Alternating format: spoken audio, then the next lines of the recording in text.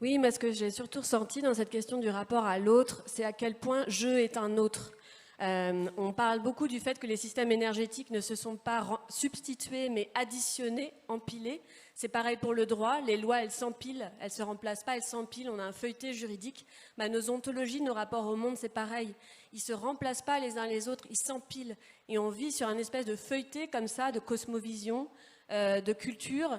Et c'est une très bonne nouvelle, parce que ça veut dire que c'est cette autocolonisation qui s'est produite là, elle n'a pas tout effacé. C'est une sorte d'archive, de feuilleté qui est sous nos pieds.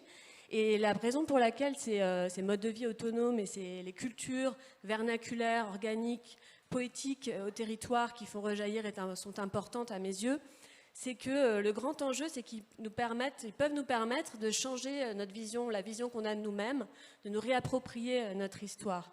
Parce qu'en effet, ces modes de vie et leur culture, c'est loin d'être une anecdote historique, une marge, une excentricité, comme on l'entend beaucoup. Si on réélargit la focale, si on se réinscrit dans un temps très long, ces modes de vie autonomes et les cultures qu'ils portent, c'était la norme, c'était le fondement de notre société.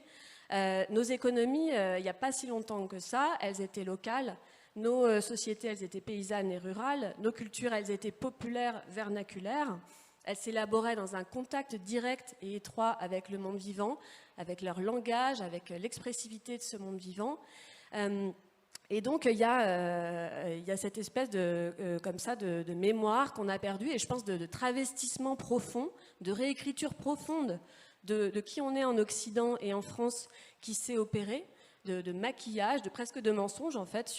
Et d'ailleurs, le courant dans les années 1980 de la nouvelle histoire l'a très bien, a essayé de porter ce débat vraiment sur la scène publique en disant mais le folklore du 19e siècle, c'est pas du folklore, il faut transformer les études folkloriques en anthropologie. Il y a des connaissances, des richesses anthropologiques qu'on a balayées comme ça, qu'on a mis dans des musées, réifiés, objectifiés, qui sont en fait des rapports au monde, qui sont des mondes effondrés, qu'il faut faire rejaillir.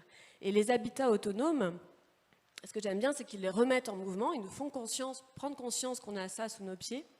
Ils nous font prendre conscience aussi de quelque chose d'assez grave, c'est-à-dire que ce modèle dans lequel on est sorti, ce modèle vernaculaire dont on est sorti, on n'en est pas sorti par lassitude ou parce que les sirènes de la modernité nous ont complètement envoûtés et séduits.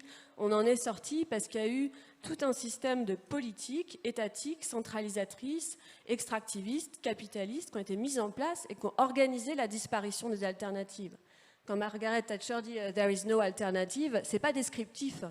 C'est un programme politique, c'est volontariste. Ils ont fait en sorte qu'il n'y ait plus d'alternative. Donc il y a eu la destruction des communs, il y a eu la destruction des droits d'usage, la destruction de l'agriculture traditionnelle et de la polyculture, le démembrement et la destruction des cultures.